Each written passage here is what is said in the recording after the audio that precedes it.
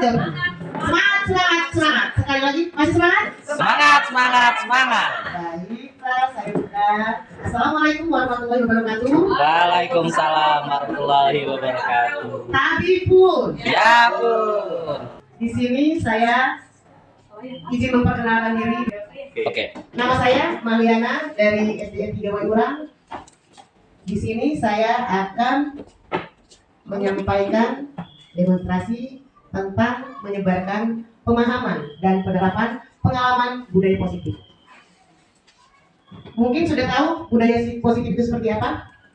Mungkin banyak ya ibu-ibu guru sekalian yang sudah tahu budaya positif itu seperti apa. Ada yang mau memberikan jawabannya? Ibu pengalaman gaul? Membuang sampah pada tempat sampah, Bu. Bagus. Yang lain? Menyapa dan memberi salam. Oh bagus. Ibu Kiki selanjutnya? Ibu Mary? Seperti apa budaya positif? Datang tepat waktu, Bu. Datang tepat waktu. Jadi kita memberi contoh yang baik kepada teman-teman kita, rekan sejawat ataupun anak didik kita yang ada di sekolah. Selanjutnya di sini ada konsep inti budaya positif. Di situ ada perubahan paradigma belajar, disiplin positif, nilai-nilai kebajikan, kebutuhan dasar manusia, motivasi perilaku manusia, posisi kontrol guru, keyakinan kelas, segitiga restitusi. Selanjutnya di sini ada pembelajaran dengan paradigma baru. Sebelum masuk ke sini, kayaknya kita bernyanyi dulu, mana Ibu Kiki ya? Ada profil pelajar Pancasila. Ayo semua bisa bangun, duduk. Berdiri. Oh, berdiri. Iya. Oke, kita mulai dengan Ibu Kiki, bisa maju ke depan sebentar. Membantu saya. Dan kemudian bisa maju dulu kemudian. Yang suaranya bagus-bagus. Alhamdulillah teman-teman saya ini. Ayo, kita mulai. Oke, kita mulai sekarang. Iya dong. Saya pegang. Mana ini ya? Ya. Satu.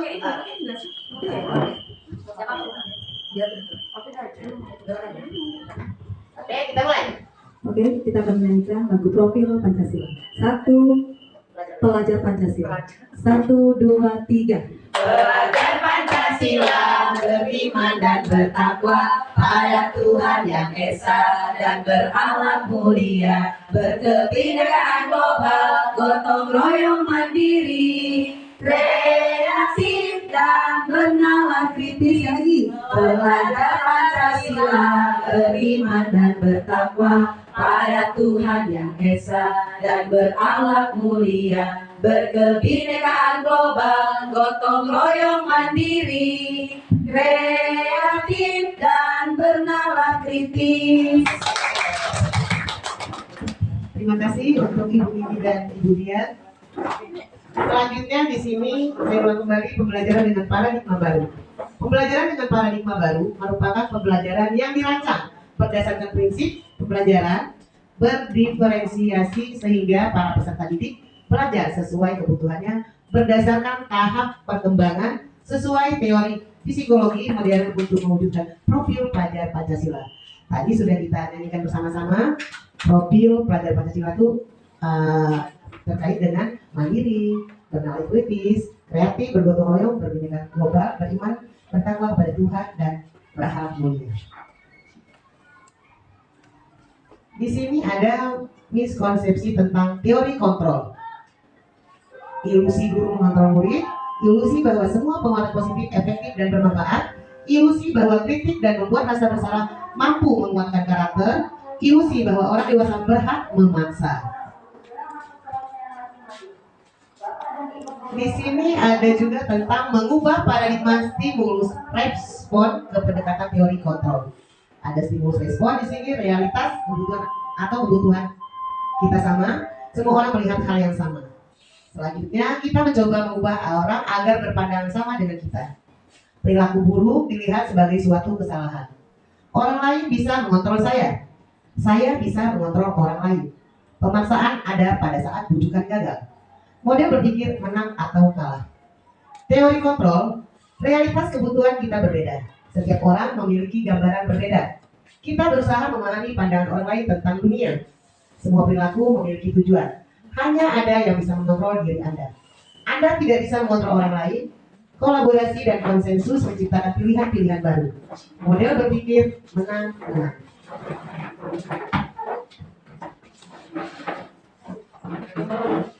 Disiplin positif. Disiplin berasal dari kata disiplina yang artinya belajar. Disiplin mengacu pada disiplin diri yang memiliki tanggung jawab terhadap apa yang dilakukannya berdasarkan nilai-nilai yang diyakini. Disiplin positif merupakan salah satu cara penerapan disiplin yang bertujuan untuk menumbuhkan kesadaran serta memberdayakan peserta didik tanpa imbalan, penghargaan atau reward, ancaman atau hukuman.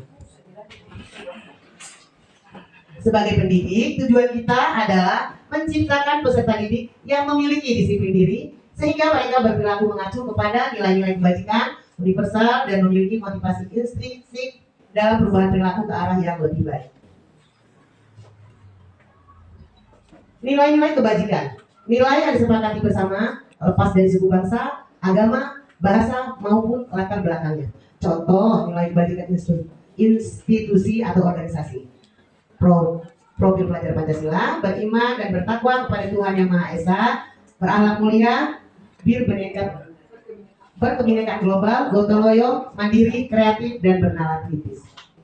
Di sini ada Ibu Primaries Program atau PYP. Toleransi, rasa hormat, integrasi, mandiri, menghargai, antusias, empati, keingintahuan, kreativitas, kerjasama, percaya diri, dan komitmen. Keterampilan hidup, life skills, dapat dipercaya, lurus hati, pendengar yang aktif, tidak merendahkan orang lain, dan memberikan yang terbaik dari diri. Nilai-nilai kebajikan.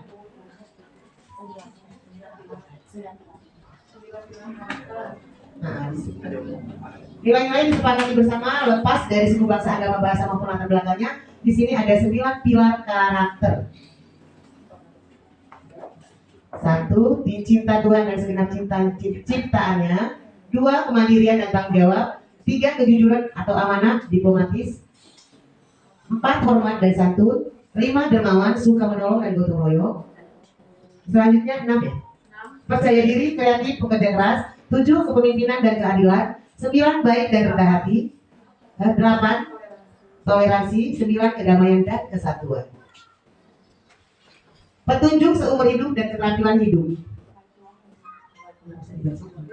Keterampilan hidup dapat dipercaya, lurus hati, pendengar yang aktif, tidak merendahkan orang lain, memberikan yang terbaik dari diri. Itu diri apa? Diri. Terbaik dari diri. Bila di sekolah Anda tidak ada aturan yang memberikan surat teguran bagi karyawan yang sering datang terlambat, atau tidak ada atasan yang memberikan Anda penghargaan menjadi karyawan terbaik karena sering tepat waktu, apakah Anda akan tetap datang tepat waktu untuk mengajar murid-murid Anda? Jelaskan alasan Anda. Coba yuk kita sama-sama menjawab pertanyaan yang ada di situ. Oke, Bu Vera. Terima kasih, Bu. Menurut saya, bila di sekolah saya tidak ada aturan memberikan surat teguran atau tidak memberikan penghargaan, saya akan tetap datang tepat waktu, karena kita sebagai guru itu adalah orang yang harus bisa digugu dan ditiru. Maka kita harus memberikan contoh kepada peserta didik kita untuk yang baik-baik, terutama disiplin dalam waktu. Oke. Terima kasih Bu Vera. Kita beri aplaus dulu untuk Bu Vera untuk jawabannya. Ada yang lain? Ibu Chandra mungkin akan menambahkan? Belum? Siapa yang bisa menambahkan? Oh, Ibu Mary. Ayo Ibu Mary.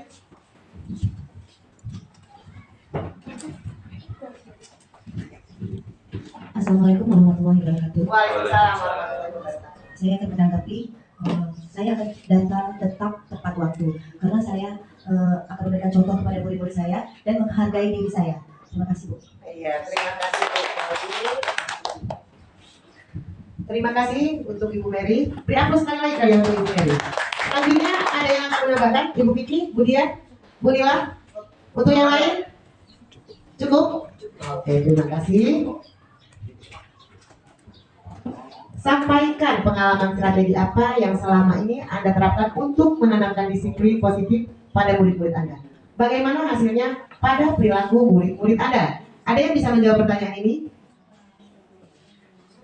Ada? Coba kita baca lagi. Sampaikan pengalaman strategi apa yang selama ini Anda terapkan untuk menanamkan disiplin positif pada murid-murid Anda. Bagaimana hasilnya pada perilaku murid-murid Anda? Ada? Ibu Mas Rama menjawab, oke? Ya, terima kasih kesempatan yang diberikan kepada kami. Kalau pengalaman yang kami lakukan di sekolah, yaitu contohnya nih kita lihat sampah. Kalau kita melihat sampah, kita ambil. Mungkin ada anak yang melihat sampah pas kita memungut. Jadi anak itu sudah meniup kubu aja mengungut sampah, apalagi saya. Iya. Jadi itu sudah salah satu contoh yang baik kita kasih kepada murid. Iya. Hasilnya Bu? Hasilnya, anak juga akan berperilaku seperti yang dilakukan gurunya. Oke, terima kasih. Jawabannya cukup baik, Bu Gaul. Ada yang mau ingin menambahkan? Ibu Kiki? Ibu Kiki. Kayaknya cukup mewakili ya Bu Gaul ya jawabannya. Nah kalau kami di kelas rendah itu biasanya itu menyapa Bu. Kalau menyapa kita juga sebagai guru harus memberikan contoh bahwa kita juga harus disiplin positif, jadi memberikan disiplin positif. Jadi sebelum siswa itu masuk ke dalam kelas, mereka pasti menunggu gurunya datang dulu sebelum masuk. Nah itu adalah salah satu contoh perilaku disiplin positif ya. Karena siswa juga menghargai gurunya. Nah saat gurunya sudah datang, baru kita menyapa siswa dan akhirnya siswa juga akan mengikuti seperti itu. Gitu. Setiap kebiasaan paginya seperti apa, nah seperti itu kalau di kelas rendah. Jadi menurut saya hasilnya sudah sudah cukup baik ya di kelas rendah, karena siswa kelas rendah itu belum mengerti bagaimana menyapa guru dengan sopan dan santun. Itu harus kita ajarkan dulu dan harus kita tanamkan sejak kecil. Terima kasih. Baiklah, kita beri aplaus untuk Bu Kiki. Jawabannya sungguh bagus. Selanjutnya ada yang menambahkan, Miss Dian? Oke, Miss Dian.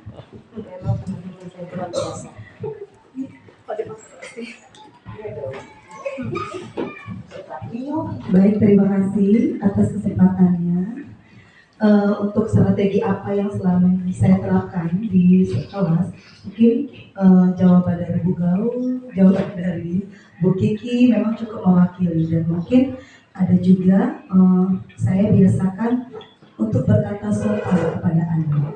Itu sopan santun itu pasti. Setiap kita mengajar anak, setiap mau ke kelas sebelah atau mau, misalnya saya kan biasakan, minta tolong pinjem sampo atau di sebelah, biasakan ucap salam kata saya, assalamualaikum. Jadi jangan nyelonong aja masuk. Nah itu salah satunya juga. Terus kalau kita mau keluar pun kita izin, permisi Bu. Nah, itu kita terapkan seperti itu juga sama anak. Dan alhamdulillah hasilnya anak-anak mengikuti apa yang kita terapkan seperti itu ya. Jadi setiap ke kelas mereka mengucap salam, dan setiap mereka mau keluar izin kemanapun mereka mengucapkan pasti ada kata permisi Ibu, jadi sopan. Itu saja mungkin tambahan dari saya. Terima kasih. Wassalamualaikum warahmatullahi wabarakatuh. Waalaikumsalam warahmatullahi wabarakatuh. Baik, jawaban Miss Dian juga sangat bagus ya. Semua dari jawaban-jawaban yang sudah kita dengar memang itu berarti dari pembiasaan kita yang baik, mencontohkan kepada anak didik kita. Selanjutnya Miss, kebutuhan dasar manusia. Kebutuhan dasar manusia adalah segala sesuatu yang kita lakukan untuk mendapatkan apa yang kita inginkan. Betul? Ya.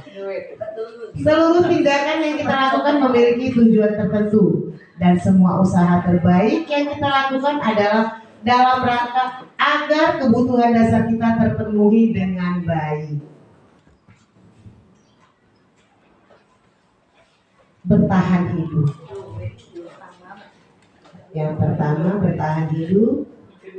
Makanan, pakaian, tempat tinggal, keamanan, kesehatan. Kedua itu kasih sayang dan rasa diterima. Rasa diterima, dipedulikan, berbagi, kerjasama, menjadi bagian dalam kelompok. Penguasaan, harga diri, keinginan untuk dianggap, memimpin, berprestasi, diakui, didengar. Kebebasan, mandiri, memiliki pilihan, mencoba hal baru, mampu mengendalikan arah dirinya. Kesenangan, bermain, humor, antusiasme, dan tertawa. Iya, itu kebutuhan. Kebutuhan. Jadi jangan merengut aja. Sekali-sekali kita tertawa bersama. Tapi jangan juga ketawa sendiri ya Bu. Ya. Oke, selanjutnya. Impres sudah banyak. Oh, betul. Di sini ada contohnya. Saat di kelas, Doni terlihat lesu. Ketika ditanya oleh Ibu Ambar, Doni menjawab bahwa ia lapar dan orang tuanya tidak membawakannya bekal makan siang. Kasihan ya Bu. Dari kasus di atas, maka kebutuhan dasar yang sedang berusaha dipenuhi oleh Dani adalah kebutuhan untuk bertahan hidup atau survival. Pada saat jam makan siang di sekolah, Doni selalu mencicipi makanan teman-temannya. Ya Allah, kasihan ya Bu ya. Hal ini karena ia merasa bosan dengan bekal makanan yang dibawa ibunya dari rumah dengan menu yang sama. Oleh karena itu, dia ingin mencoba makanan teman-temannya yang beraneka ragam. Dari kasus di atas, sebenarnya Doni sedang berusaha memenuhi kebutuhannya akan kebebasan. Benar ya? Jadi ingat kalau punya anak nanti bekalnya beda-beda. Sekarang ayam goreng, besok tempe. Ya Pak. Oke, selanjutnya. Pak Prabowo makan siang. Oh iya, nanti itu belum turun Bu. Gali merasa dirinya hebat. Dia meminta teman-temannya untuk menuruti apa yang ia perintahkan karena Doni selalu menraktir. Gali merasa dirinya hebat. Dia meminta teman-temannya untuk menuruti apa yang ia perintahkan karena Doni selalu karena Gali selalu mentraktir temannya agar terlihat keren. Dalam kasus di atas, kebutuhan dasar apa yang ingin dipenuhi oleh Gali? Ada yang bisa jawab? Jelaskan. Jangan jawab di situ Bu Mary, bila boleh pakai mic. Oke, untuk Bu Mary silakan.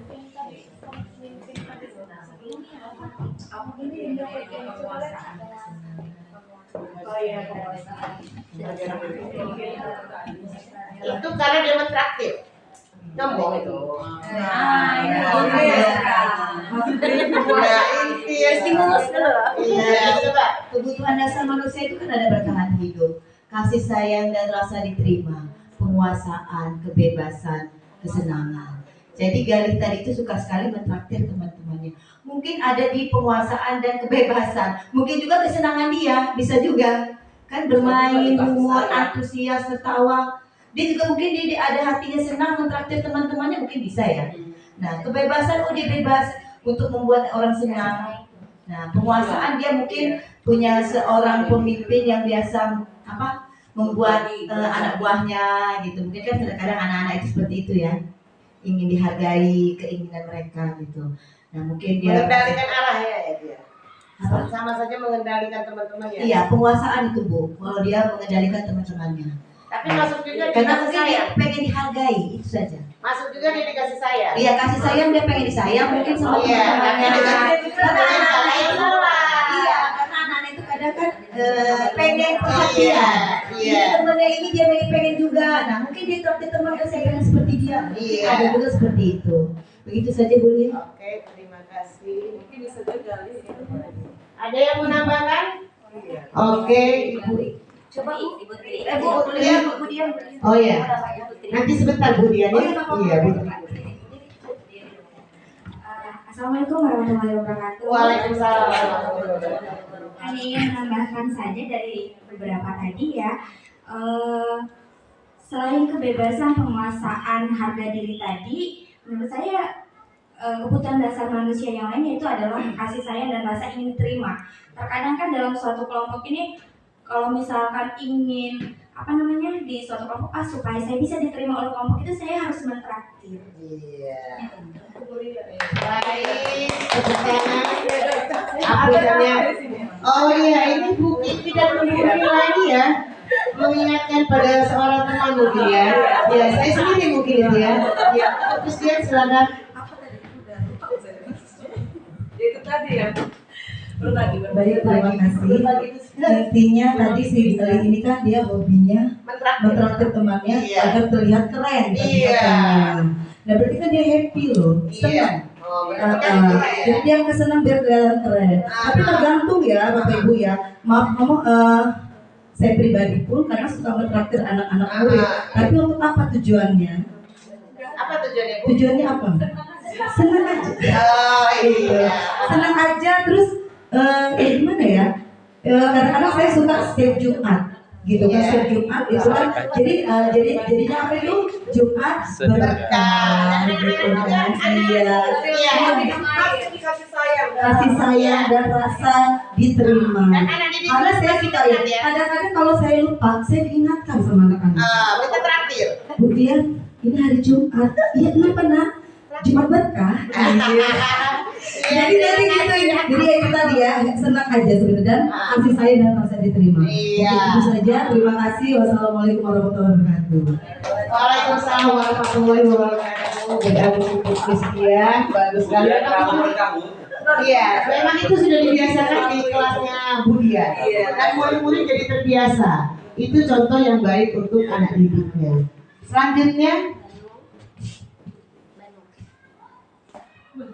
Banu sering sekali mengganggu teman-temannya, seperti mengambil makanan teman-temannya, menjewer telinga, menyembunyikan barang milik teman. Ketika ia dilaporkan ke Bu Dita, ia menjawab bahwa ia melakukannya karena iseng saja, dan ia menikmati ekspresi wajah teman-temannya yang kesal, dan menurut dia ekspresi teman-temannya itu lucu. Pada kasus di atas, kebutuhan dasar apa yang diinginkan oleh Banu? Yuk jelaskan. Kesenangan. Tangan ya? Jawab. Siapa? Oke, Bella. Ya, terima kasih. Menurut saya apa yang dilakukan pada kasus Banu, Iya. jadi dia kebutuhan dasar manusia yang belum terpenuhi itu adalah kesenangan, karena dia ingin senang gitu dengan ekspresi teman-temannya yang dibully dia itu, nanti dia akan muncul Ada rasa kepuasan senang. tersendiri. Ya, muncul rasa kepuasan tersendiri. Itu menurut saya. Terima kasih. Terima kasih Bu Vera. Kita beri aplaus dulu untuk Bu Vera. Jadi dia senang, ada kepuasan tersendiri dengan menjadi teman-temannya Bu Vera ya. Iya. Selanjutnya ada lagi ada dong Pak Haji. Ya. Bu Catur. Udah Bu, ayo Bu. Main Bu.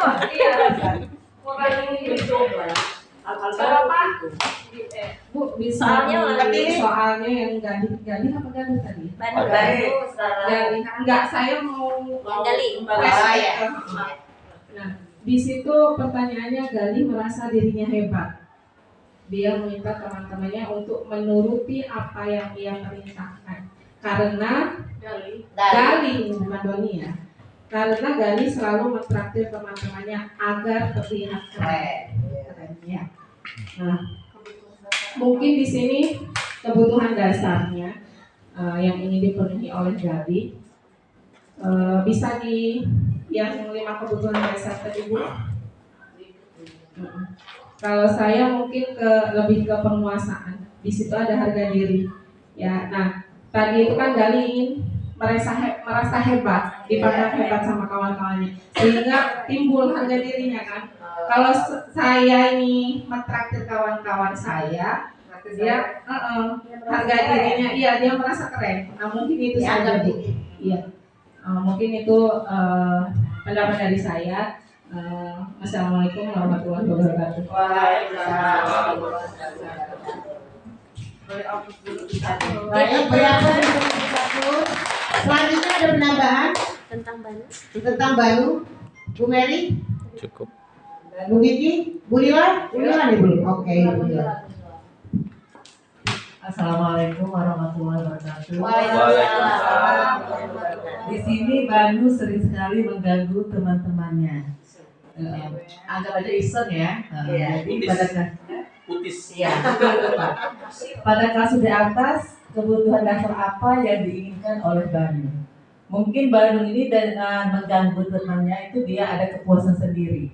Nah, timbul dia ngeliat temannya dengan gaya seperti dia tertawa gitu. Bukan tertawa itu mengejek temannya, bukan. Nah, tapi dia senang gitu. Jadi dengan temannya yang tingkat begini dia senang gitu. Jadi timbul ada teman yang marah, mungkin ada yang menangis ya. Nah, jadi ini udah kepuasan sendiri ya. Melihat temannya yang jahil ada kepuasan tadi.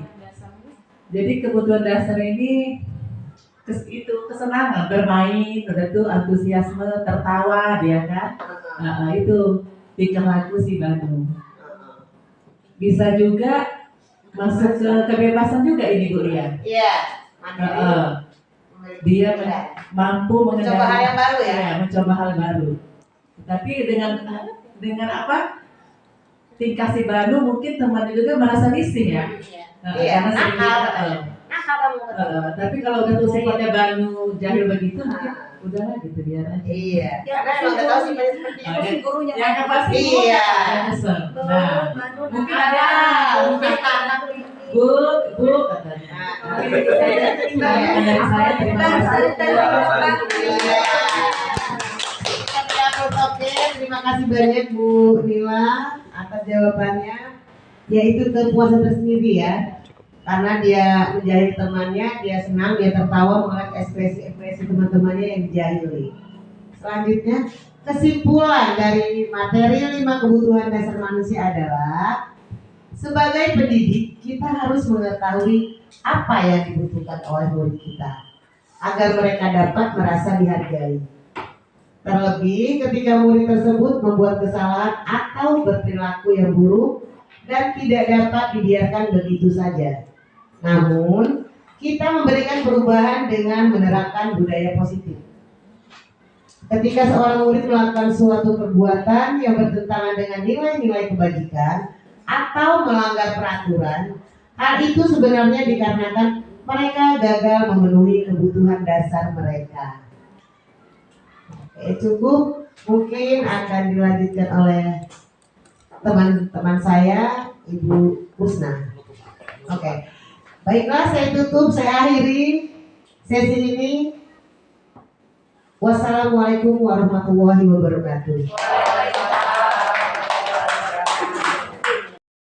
Assalamualaikum warahmatullahi wabarakatuh. Tabi pun, perkenalkan, nama saya Dian Sari Kusuma. Saya guru kelas 2 di SD Negeri 3 Waiurang. Setelah saya mengikuti desminasi atau pelatihan tentang budaya positif, di sini saya lebih paham dan lebih mengerti bagaimana cara menerapkan budaya positif di lingkungan sekolah, terutama di kelas saya sendiri. Alhamdulillah saya sudah menerapkan dan menjelaskan tentang budaya positif ke anak didik saya. Menurut saya, budaya positif itu tidak hanya kita terapkan di sekolah, tapi bisa juga di luar sekolah ataupun di rumah kita sendiri. Karena apa? Menurut saya budaya positif itu dapat mewujudkan kepercayaan dirian kita dan menghargai satu sama lainnya demi kemajuan kita bersama. Terima kasih. Wassalamualaikum warahmatullahi wabarakatuh. Assalamualaikum warahmatullahi wabarakatuh. Tabi pun, perkenalkan nama saya Nilawati. Saya guru kelas 6 SD Negeri 3 Waiurang. Saya sebagai teman sejawat Ibu Mahliana. Setelah mengikuti desminasi budaya positif, sebelumnya saya tidak mengerti tentang budaya positif. Sekarang saya telah mengerti tentang budaya positif. Semoga saya bisa menerapkannya di sekolah saya. Terima kasih. Wassalamualaikum warahmatullahi wabarakatuh. Assalamualaikum warahmatullahi wabarakatuh. Tabi pun, saya Rizky Firdia Kumala, guru SD Negeri 3 Waiurang. Di sini saya akan menilai desminasi dari Ibu Mahliana. Saya selaku teman sejawat dari Ibu Mahliana. Nah, untuk penilaian saya tentang desminasi budaya positif, alhamdulillah saya sudah melaksanakannya setelah saya mengikuti pemaparan dari Ibu Mahliana tentang budaya positif, dan ini sangat berpengaruh terhadap siswa dan guru di sekolah kita. Nah, alhamdulillah kita semua sudah mendapatkan ilmu yang sangat positif dan bisa diterapkan selama kita mengajar di sekolah ini. Terima kasih. Wassalamualaikum warahmatullahi wabarakatuh.